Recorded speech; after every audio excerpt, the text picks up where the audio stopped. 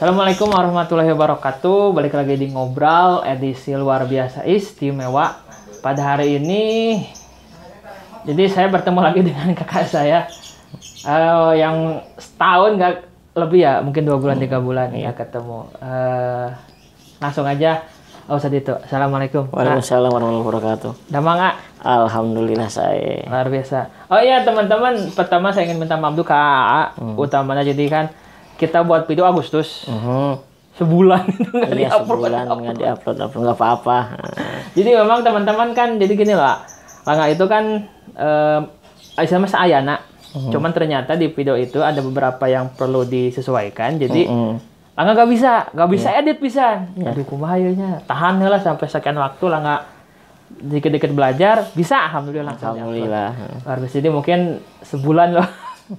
Plus juga ini mungkin beberapa video, tapi khusus yang sekarang mungkin nanti udah nggak usahakan langsung upload ya. Karena memang penting sekali langsung kita upload, luar biasa. Jadi kita langsung aja. Ya, kan silakan. tadi itu kita ngobrol Langga ya, Langga itu kan ngobrol dengan teman-teman yang luar biasa. Iya. Mereka bercerita yang luar biasa, jadi bahan renungan bagi kita semua. Betul ya. Dengan kondisi tersebut, itu sebetulnya ketika tahu bahwa tadi klien A ya, gitu, klien A itu tahun terkena penyakit tersebut, apa yang A pertama kali reaksi A seperti apa? Pertama adalah kaget karena di dalam tiap kali kita menterapis tidak masuk ke lingkungan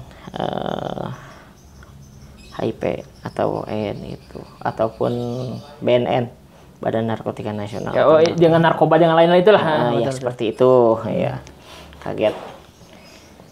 Kedua adalah pemikiran sendiri, bisa enggak ngobatin ya dengan cara ruqyah. Karena belum pernah mencoba untuk meruqyah yang kasus masalah seperti ini. Nah, ketiganya tinggal kita minta ke Allah tauhid. Ini bisa disembuhkan dengan cara metode ruqyah yang dicontohkan Rasulullah. Karena di dalam Al-Qur'an juga ruqyah itu adalah tibun nabawi, pengobatan ala Nabi yang disesuaikan dengan syariat Islam yang ada di dalam Quran. Ayatnya juga sama, ada yang berbunyi wa nunazzilu minal Qur'an ma huwa shifa wa rahmatun lil mu'minin wa la yaziduz zalimina illa khusara. Wa nunazzilu minal Qur'an, dan kami turunkan Al-Qur'an itu untuk pengobatan. Pengobatan apa saja?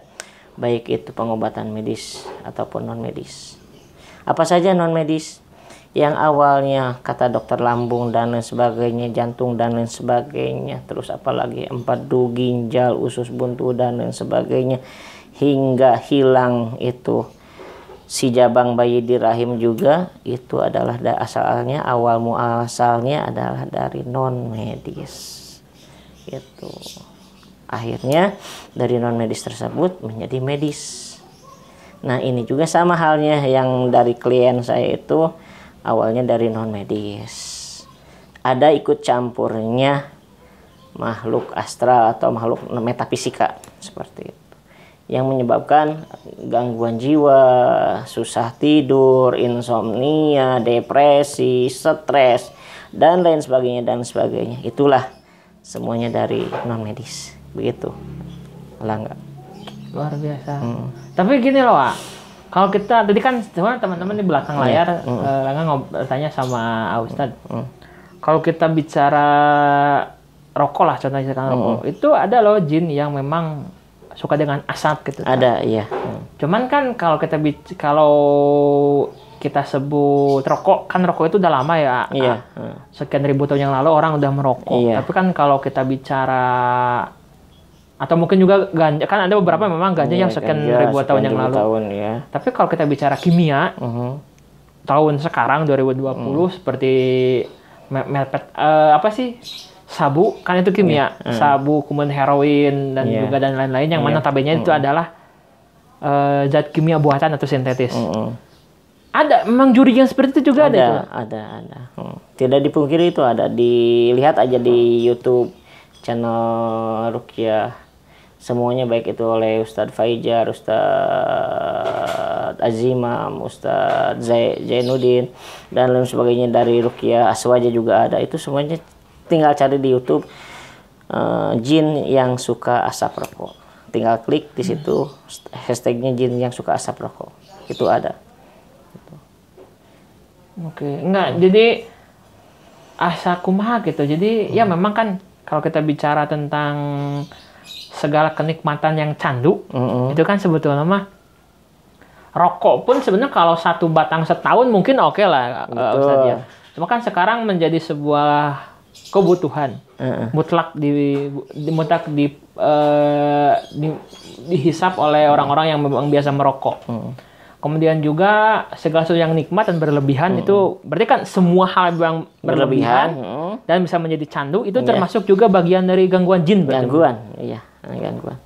Berlebihan, semuanya berlebihan adalah gangguan dari jin semuanya. Baik itu berlebihan di dalam tidur, berlebihan mandi, berlebihan makan, berlebihan minum dan sebagainya. Itu semuanya adalah candu dari efek dari negatif aura metafisik gitu. Aura metafisik. Nah, sedikit kita masuk ke kasus yang tadi, Ustaz. Kalau kita bicara tentang narkoba lah, sebut narkoba itu kan bahan adiktif, buatan, tambahan yang notabene-nya istilahnya memang buatan gitu, memang diperuntukkan untuk membuat orang play gitu ya. Terlepas dari apapun itu definisi play itu seperti apa. Cuman yang jelas gini loh, kan ada orang-orang yang memang bisa sembuh. Nah, proses sembuh dengan ruqyah itu seperti apa, Ustaz? Contoh kasus yang tadi ya untuk prosesnya yang narkoba. Ya, baik. Prosesnya itu awalnya kita diagnosa dulu. Dari apa pengaruhnya, bagaimana asalnya, terus kelainan apa yang didapati dari klien tersebut. Maka prosesnya dari itu dulu. Seperti dokter umumnya sih seperti dokter kita meruqyah gitu. Karena di ruqyah itu adalah dokter spesialis. Nah, kalau bekam adalah dokter umum. Nah, seperti dokter kita diagnosa, oh ternyata ini. Dilihat, oh ini adalah gangguan dari non medis. Nah, gitu. Kelihatan dari situ juga. Nah, setelah kelihatan, maka diruqyah 1 kali, terus ketahuan dia muntah, terus 2 kali seperti itu, 3 kali juga sama. Nah, selanjutnya supaya si klien tersebut bisa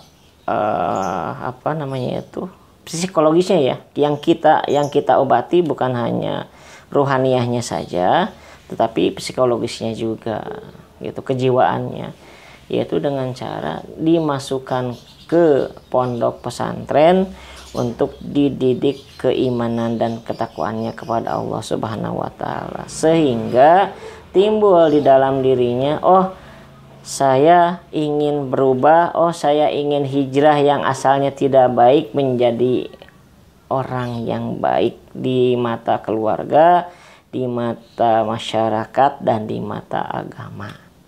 Itu awalnya seperti itu. Prosesnya lama, tergantung dari niatan pasiennya atau kliennya tersebut. Untuk sembuh berarti? Untuk sembuh. Kalau kliennya udah putus asa, berarti kesembuhannya itu makin lama. Tapi kalau pasiennya atau kliennya itu semangat, insya Allah itu tidak akan setahun, tidak akan 2 tahun, paling-paling hanya hitungan bulan. Paling lama juga 5 bulan. Gitu, insya Allah. Oke. Berarti untuk kasus contoh yang tadi Ababat sebetulnya mah, berarti kalau dianya nggak mau berubah, dianya nggak mau berusaha untuk memperbaiki diri, berusaha untuk sehat dan mungkin malah leha-leha terhadap diri sendiri, berarti nggak akan sembuh itu sebenarnya. Nggak akan sembuh, bahkan bisa menjadi suatu kematian ujung-ujungnya. Ujung-ujungnya gitu. Kalau misalkan didiamkan terlalu lama dan terlarut terus klien tersebut terhadap penyakitnya, maka ujung-ujungnya kematian biasanya seperti itu. Tanpa dia apapun dia tanpa akan dia mati apapun sendiri. dia akan mati sendiri. Depresi, fobia, ketakutan yang berlebih panik. sehingga panik dan sebagainya. Oh, saya takut mati karena ini dan sebagainya, tanpa dia ada keimanan, insya Allah mati. Walaupun nanti juga mati, tapi kematian itu akan menghampiri klien tersebut kalau dianya imannya tipis.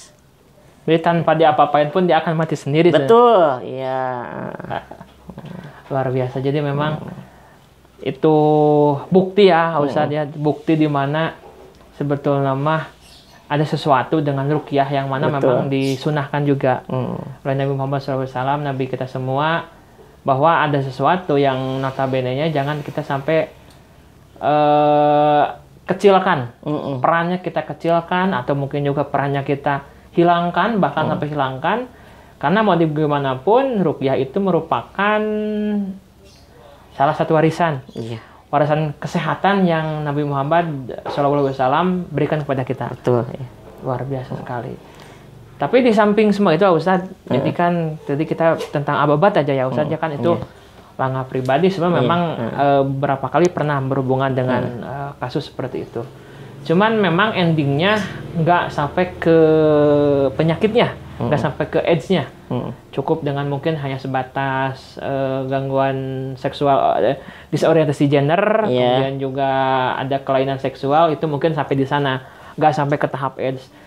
Dan perlu, mungkin Ausa juga pasti tahu bahwa sebetulnya mah ketika kita musibah, kalau seorang suami istri musibah, suaminya meninggal, paling istrinya dicap janda udah.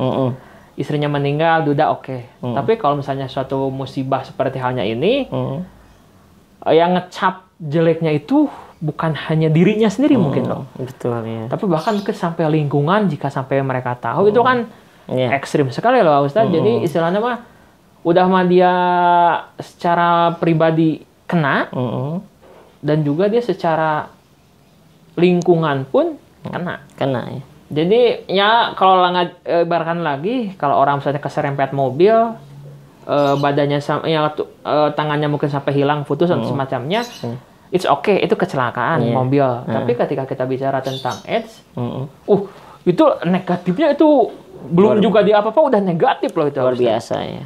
Jadi orang itu udah ngejudge itu, wah baheulana kieu, masa depan usah gak lupa. Nah itu bagaimana Ustadz menyampaikan sisi positif dari kejadian tersebut, dari stigma tersebut kepada ababat. Di dalam kehidupan kita itu ada dua sisi mata uang ya. Kalau ibarat koin itu ada kiri dan ada kanannya. Jadi kita tidak bisa menghilangkan salah satunya, termasuk dari klien ababat tersebut ya. Jadi lihatlah gitu. Di balik ada keburukan pasti ada kebaikan, di balik ada musibah pasti ada anugerah juga, bukan musibah aja tetapi anugerah juga. Nah di situ kita jangan menghilangkan keburukannya 100%, tetapi kita ambil hikmahnya dari situ, bahwa habis gelap terbitlah terang. Nah dari gelap tersebut, kegelapan tersebut karena mungkin awalnya kurang dari pemahaman agama, kebanyakan umumnya notabene-nya yang ada di dalam kehidupan kita, di masyarakat, di lingkungan kita, kenakalan remaja awalnya dari kurang pemahamannya agama. Nah, maka di sini perlu peran sertanya ulama, ustadz, kiai, guru ngaji, guru pondok pesantren, yang punya pondok pesantren dan lain sebagainya. Itu tidak boleh tidak ikut serta dalam hal kenakalan remaja seperti ini. Karena kalau menghilangkan salah satu seperti itu, berarti dia sudah menghilangkan jejak kasus sejarah di dalam kehidupan kita. Gitu. Jadi nah kalau bisa ustadz, ulama, kiai, para pengajar, pendidik agama semuanya, ayo kita mulai masuk ke praktek di dalam menertibkan kenakalan remaja yang ada di sekitar kita, agar tidak terjerumus ke dalam keburukan yang sudah mengintai kepada anak-anak kita semuanya, generasi Islam. Oke, luar biasa. Kita break dulu, ah. Siap. Takut-takut ini backlight, jadi semakin gelap jadi saya gambar habis itu. Siap. Nanti ini mah posisinya dipotong. Iya. Cang loh. Cang. Terang nahannya. Anggapan tangan doang sebetulnya. Mana itu yang hidung, padahal itu hidung, itu pilih hidung. Oke, luar biasa. Jadi memang berarti sebetulnya mah kalau kita lihat dari contoh kasus itu berarti sebenarnya peran tugas pencegahan terjadinya suatu kejahatan, narkoba itu sebenarnya lingkungan juga berperan sebenarnya. Lingkungan juga berperan. Lingkungan masyarakat berperan. Lingkungan keluarga berperan. Orang tua, ayah dan ibu kita juga berperan. Bagaimana di dalam keluarganya menciptakan, mencerminkan suasana kondusif sehingga anak satu mencegah dia broken home. Adanya perpecahan antara ayah dan ibu, orang tua, itu bisa broken home. Yang keduanya, adanya perceraian antara ayah dan ibu, itu juga bisa larinya ke drug, narkoba, ke ke kenakalan remaja, narkotika, ke kenakalan remaja minuman keras, hidup bebas dan lain sebagainya. Nah, itu harusnya di sini diutamakan adalah peran orang tua di dalam rumah tangga. Karena awal dari pendidikan awal itu adalah rumah tangga, baru yang keduanya adalah masyarakat, dan yang ketiganya adalah bernegara. Gitu. Berarti sebenarnya peran orang tua itu bukan hanya memberi makan, berarti betul, iya, bukan hanya memberi makan. Berarti mungkin ya Ustadz ya, ada beberapa yang beranggapan bahwa cukup ku dibere dahar, baju nu baju bisa ganti, dahar bisa seubeuh, tidur nyaman, ayam bakal itu kadi ayam motor. Mereka beranggapan bahwa dengan memberikan semua itu kepada anak udah beres. Iya. Padahal sebetulnya mah peran fungsi pendidikan itu malah lebih tinggi semua di keluarga. Iya. Keluarga. Dan kita sering atau mungkin kita sering abaikan mungkin Ustadz ya. Iya. Jadi kalau kita udah bersikap apatis, sebetulnya mah apa gitu-gitunya, jadi kita akan melah anak bateri ya, akan melah. Tapi kan selama itu ada tetangga kita, lingkungan kita, semua orang di sana wajib menjadi pendidik, wajib menjadi tutor, wajib menjadi pelindung di masyarakat tersebut. Jadi tugas menjaga itu bukan hanya polisi, tugas menjaga itu bukan hanya tentara, semua masyarakat menjadi penjaga. Yang memberikan makan itu bukan hanya oke lah itu dari segi keluarga, tapi dalam artian semua orang punya fungsi yang tidak bisa terlepas dari masyarakat atau keluarga. Jadi intinya adalah kita mempunyai peranan dari generasi muda kita itu. Peranannya adalah tanggung jawab ulama, ustadz, kiai, baru nanti dari situ ke keluarga, dari keluarga skup yang luas yaitu negara. Oke, luar biasa. Jadi memang unik lah gitu, Pak. Jadi berkesinambungan. Jadi ketika seorang anak melakukan suatu kesalahan, taruhlah bukan anak, sebut saja mungkin udah dewasa lah, udah 20 tahun. Maka yang akan disebut adalah kuliahnya di mana. Iya. Padahal kuliah sendiri seminggu cuma 3 kali 4 kali loh sebetulnya mah. Iya. Tapi disalahkan kampus. Nah, betul. Ketika anak berbuat jahat disalahkan orang tua. Nah, orang tua menyalahkan lingkungan, menyalahkan sekolah. Berarti sudah saatnya loh kita Ustaz, jadi kita ambil peran fungsi dan tugas bahwa ini semua merupakan tanggung jawab kita bersama. Iya, betul. Orang tua, masyarakat, guru ngaji, ustaz, ulama, pedagang, dan semua orang yang ada di masyarakat itu bertanggung jawab untuk masyarakat itu. Betul, ya. Jadi tanggung jawab ya hindari sampaikan orang nyebut sama ada tanggung jawab batal, jangan enggak. Itu semua tanggung jawab kita bersama. Betul. Luar biasa. Tapi ini loh Ustaz, masih ada pertanyaan mengenai proses ruqyah. Kan mungkin ada beberapa orang yang merasa nggak tahu loh apa itu ruqyah karena mungkin mereka melihat hanya ada di YouTube. Nah, sedangkan untuk Ustaz sendiri itu bagaimana proses awal untuk meruqyah? Contohnya mungkin untuk kasus ababat atau langga lah contohnya. Untuk proses ruqyah adalah yang pertama adalah dilihat kepada kliennya sendiri ya, kepada pasiennya tersebut. Apakah dia perlu diruqyah non medis atau medis. Tapi nanti juga kliennya nanti ngobrol, oh Ustadz saya suka keluhan ini, saya suka mimpi malam, mimpinya serem-serem, takut dan lain sebagainya, saya juga sering tidak bisa tidur nyenyak, ibadah juga males dan lain sebagainya. Nah itu perlu diruqyah. Prosesnya adalah ya tadi dia mau tobat dulu.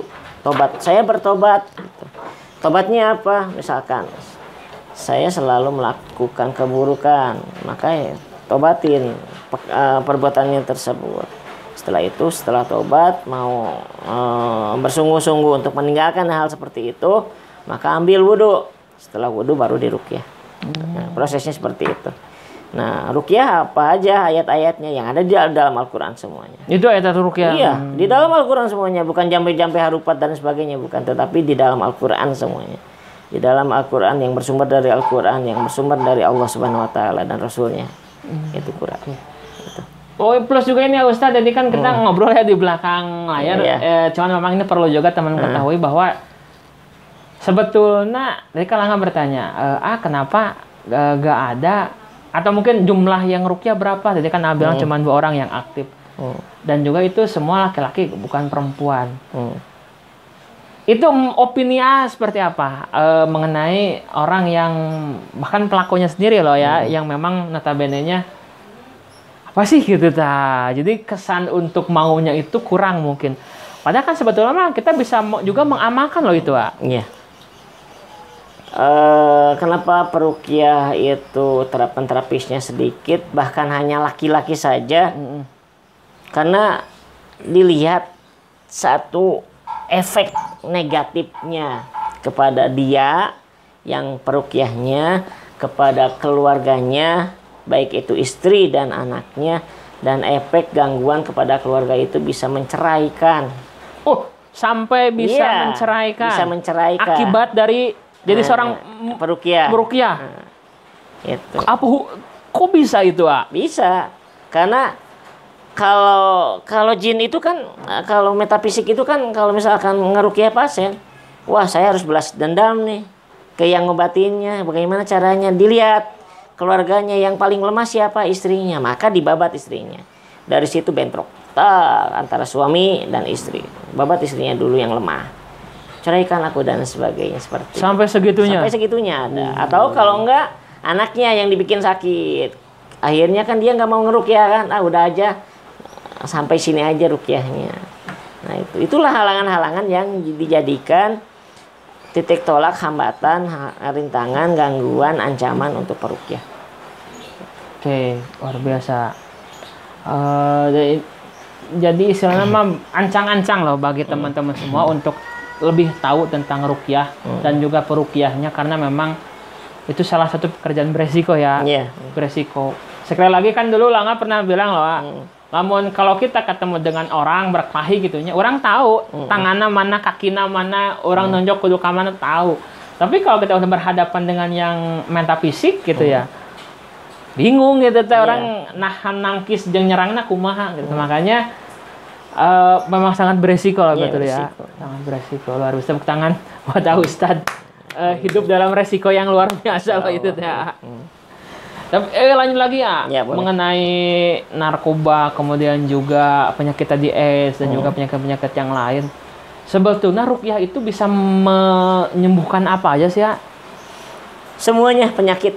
Semua. Darah tinggi, asam urat, kolesterol, jantung, lambung, virus HIV, virus corona, bakteri yang ada di tubuh kita itu semuanya bisa hilang, bahkan benjolan-benjolan yang ada kecil di kita itu kelenjar itu dan sebagainya itu bisa hilang di terapi ruqyah dengan cara kita memijit-mijitnya seperti ini, putar-putar, memakai bacaan Al-Quran, insya Allah semuanya juga biidznillah dengan takdir Allah semuanya bisa hilang dan bisa mati dengan kekuatan Al-Quran. Luar biasa, subhanallah. Tapi sedikit mungkin kalau kita bicara lambung kan, misalnya lambung ya, lambung itu kan organ tubuh. Sedangkan ruqyah itu kan doa-doa Al-Quran. Bagaimana bisa masuk ke lambung gitu, bagaimana bisa lambung bisa sembuh dengan Al-Quran itu, bagaimana itu ceritanya itu? Di prosesnya. Dalam tubuh kita, prosesnya di dalam tubuh kita itu kan ada mengalir darah. Darah itu dialirkan ke semua saraf-saraf, urat-urat nadi yang ada di seluruh tubuh kita, ke kapiler yang kecil bahkan juga ya. Nah, itu disalurkan ke situ. Cara pengobatannya, cara mengeluarkannya penyakit tersebut dengan cara kita mendengarkan ayat lantunan Al-Qur'an ke klien tersebut gitu. Lalu didengarkan oleh klien tersebut, akhirnya dia yang ada gangguan metafisika yang ada di lambung tersebut keluar lewat mulut dan muntah. Oh, itu yang muntah itu? Muntahnya itulah yang ini. Itu. Yang menyebabkan dia bisa keluar muntahnya itu. Oke. Itu. Plus juga, oh ya tadi kan sedikit kita teman-teman masuk ke kasus Ababat lagi. Baru diingatkan sebetulnya mah. Jadi kan tadi Langga mendengar bahwa awalnya Ababat itu jalan pun syukur. Syukur dalam artian nggak geberatnya ke Mas ya. Jadi jalan pinguin. Jalan pinguin jadi benar-benar kaku, benar-benar asa gak punya kawas raga yang cuman dikasih napas tanpa nyawa gitu tuh. Ya itu. Jadi yang kayak gitu adalah dari gangguan tersebut. Gangguan tersebut yang sudah ibarat di dalam besi itu sudah berkarat. Udah bener-bener nahun itu betul-betul. Nahun dan sebagainya. Sehingga berat rasanya kalau untuk digerakkan gitu. Nah, dengan ruqyah dan dengan sistem kita cari buhul-buhulnya ataupun titik-titik yang ada sendinya yang menyebabkan dia nggak bisa berjalan. Dengan titik tersebut lalu dibacakan ayat ruqyah, misalkan ayat kursi gitu, terus kita gelang-gelang seperti ini, itu bisa hilang dan bisa sembuh kembali insya Allah gitu. Awalnya seperti itu. Klien Ababat juga ya. Tapi itu termasuk berat nggak menurut Ustadz untuk kasus Ababat, atau mungkin juga pernah ada klien yang lebih parah mungkin dari itu? Kalau disebut resiko berat, ada yang lebih berat juga. Ada yang lebih berat juga. Sampai mungkin kalau Ababat ya hanya ya itu kan dari jin yang zat adiktif. Kalau yang lain kan sampai dia minta korban nyawa langsung. Gitu. Oh ya, yang ada yang lebih berat itu. Tapi insya Allah walaupun ini juga zat adiktif, tapi ada di aliran darah sehingga bisa tertular itu ke siapapun. Ini juga berat, itu beresiko juga. Jadi tidak ada yang tidak berat sih semuanya. Insya Allah berat. Luar biasa, tepuk tangan buat Ustadz. Ya, keren, luar biasa. Jadi memang Langga tadi ya kan di belakang layar gitu sama ngobrol sama Ababat. Jadi kan Ababat menyampaikan atau beliau menyampaikan bahwa sekarang itu adalah perubahan yang luar biasa. Betul ya. Jadi yang dulunya jalan mungkin gak bisa, ngomong pun udah gak nyambung. Betul. Kemudian dan lain. Dan ketika Langga bertanya apakah sekarang ada perubahan, luar biasa berubah. Luar biasa. Berarti sebetulnya memang kondisi sekarang itu Ababat, apa yang berubahnya waktu itu? Apa saja yang berubah sampai sekarang? Satu, cara berjalan. Itu benar-benar robah itu? Iya. Kedua, cara berbicara. Ketiga, pandangan mata yang awalnya kosong sekarang alhamdulillah. Keempat adalah tubuh yang gemuk sekarang. Berarti dulu kurus? Insya Allah dulu kurus. Udah sekarang udah berisi. Luar biasa. Jadi udah mah kurus, dekil, jalan gak bisa, ya Allah Gusti. Berarti sebenarnya narkoba itu merusak, Merusak, ya. merusak. Innalillahi wa inna ilaihi raji'un. Jadi gambaran bagi kita semua bahwa ya seperti apa yang Abah tadi sampaikan. Jadi nilai setitik rusak susu sebelangga. Iya. Jadi karena sesuatu yang kecil yang cenderung kita sepelekan atau abaikan, atau mungkin juga kita yang salah menempatkan diri, seperti yang tidak Abah sampaikan, itu bisa merusak sumber hidup kita. Betul. Ya semoga jadi cerita dan juga jadi pegangan buat kita semua ya, supaya terhindar dari hal-hal yang tidak kita harapkan. Tapi sebetulnya ada nggak sesuatu hal yang ingin puji kepada Ababat dari proses perubahan dia menjadi sekarang hijrah dan juga berubah? Alhamdulillah, yang dipujinya itu adalah keyakinan hati, keinginan yang kuat, ingin bisa melanjutkan hidup menuju yang lebih baik, bisa merubah yang tidak baik menjadi baik. Itulah yang perlu diacungkan jempol untuk klien kita Ababat tersebut. Luar biasa. Berarti tepuk tangan buat Ababat. Iya. Jadi memang inspirasi bagi kita semua. Betul, ya. untuk yang mempunyai kenakalan remaja itu adalah inspirasi yang ini. Jadi memang pertama kan kita cegah. Sekali lagi kita cegah. Kemudian juga mungkin istilah nama udah kecontohan oleh semua orang, oleh banyak orang bahwa hal-hal yang negatif itu cenderung malah merusak. Apapun itu, hal-hal yang negatif cenderung merusak. Jadi dengan kita ada pilihan untuk memilih selain pilihan yang mungkin celah negatifnya tinggi, kita juga punya pilihan untuk mencari celah yang positifnya banyak. Betul, ya. Jadi tetap kembali kepada kita punya pilihan untuk memilih hal apapun dalam hidup kita. Walaupun apa yang terjadi, ya sekarang sudah terjadi ya. Semoga bisa jadi gambaran dan juga semoga menjadi pembelajaran dan hikmah yang banyak, khususnya kepada Abah dan khusus umumnya kepada kita semua. Betul. Agar senantiasa kita bisa berubah, memperbaiki diri dan juga untuk senantiasa mendekatkan diri kepada Allah Subhanahu wa taala. Iya, betul. Luar biasa loh itu. Jadi tetap semangat buat Ababat yang di rumah yang lagi nonton, tetap semangat. Terima kasih telah tadi beberapa waktu kemarin telah berbagi cerita dengan kita. That's amazing sekali loh. Jadi memang berani lah gitu ya. Padahal resikonya walaupun tadi pakai suara-suara disamarkan, takutnya ada pihak tertentu yang tahu kan itu berbahaya juga sebenarnya. Tapi semoga tidak jadi hal yang demikian.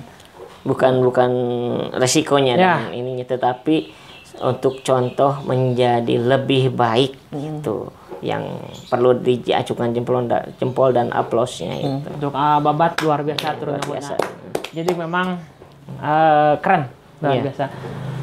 Kita Langa empati ya untuk penyakitnya, tapi Langa acungan jempol untuk semangat perjuangannya, harapannya, karena tetap yang tadi seperti yang sampaikan, ruqyah itu hanya cara atau metode, yang membuat sembuh itu adalah orangnya. Keinginan diri. Jadi kalau orang itu udah gak punya rasa untuk sembuh ya pakai obat bagaimana mahal. Walaupun bahalnya 1 juta 1 butir, tetap aja nggak akan sembuh. Luar biasa. Oh ini ya. Kita closing statement. Iya, boleh. Apa yang ingin sampaikan kepada Ababat? Ya, tetap istiqomah, tetap di jalan tauhidnya pada Allah, dan tetap semangat untuk menjalani hidup ini, karena hidup ini ada 2 pilihan, yaitu kita mau tergerus oleh zaman atau kita mau melewati zaman tersebut dengan cara baik. Kalau tergerus oleh zaman berarti kita tetap ikut dengan zaman tersebut walaupun jadi buruk gitu. Tapi kalau kita ingin melewati zaman tersebut, kita harus melewati tersebut dengan kebaikan. Itulah untuk pesan Bapak. Oke, luar biasa. Untuk teman-teman yang sekarang seperti masa lalunya Babat.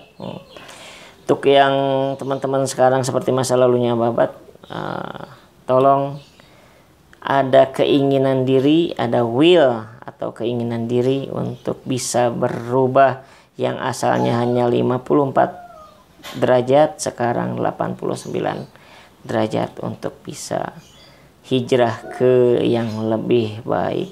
Karena hidup adalah pilihan, mau buruk atau mau lebih baik. Gitu. Oke, luar biasa. Untuk generasi muda loh yang mendengarkan ngobrol ini, apa yang ingin Aa sampaikan? Untuk generasi muda, jangan pernah coba-coba untuk terjun bebas ke dalam kenakalan remaja. Kalau sudah coba-coba kesananya menjadi candu, itulah jurang kebinasaan. Gitu. Oke, luar biasa, tepuk tangan buat Ustadz. Luar biasa. Jadi Ustadz, terima kasih telah berkenan untuk bisa ngobrol dengan Langga yang terakhir itu Agustus. Betul. Kemudian juga videonya belum upload pada waktu itu, jadi baru-baru kemarin, mohon maaf. Alhamdulillah sekarang bisa ngobrol lagi dengan Langga. Ustadz hatur nuhun. Luar biasa. Assalamualaikum warahmatullahi wabarakatuh. Waalaikumsalam warahmatullahi wabarakatuh. Teman-teman, terima kasih telah menyaksikan, mendengarkan dan menyimak obrolan saya dengan Ustadz Dito. Saya kutip dari Ababat bahwa sebetulnya mah nilai setitik bisa rusak susu sebelangga, itu bukan peribahasa yang mesti kita abaikan, tapi itu adalah sesuatu hal yang perlu kita prioritaskan. Artinya apa? Hanya dengan satu suntikan jarum mungkinlah kalau untuk kasus Ababat bisa menghancurkan kehidupan beliau. Bukan hancur ya, dalam artian tidak mungkin tidak bisa seperti umumnya selama mungkin durasi hidup beliau. Semoga dengan adanya Langga dan juga tadi Ustadz Dito, kemudian Ababat dan juga Ibu Ugun bisa menjadi inspirasi bagi kita semua untuk senantiasa waspada menyingkapi setiap hal yang terjadi dalam hidup kita. Terima kasih, saya Langga Kusuma. See you next video. Wabillahi taufiq wal hidayah. Wassalamualaikum warahmatullahi wabarakatuh. Waalaikumsalam. Luar biasa, turun-turun.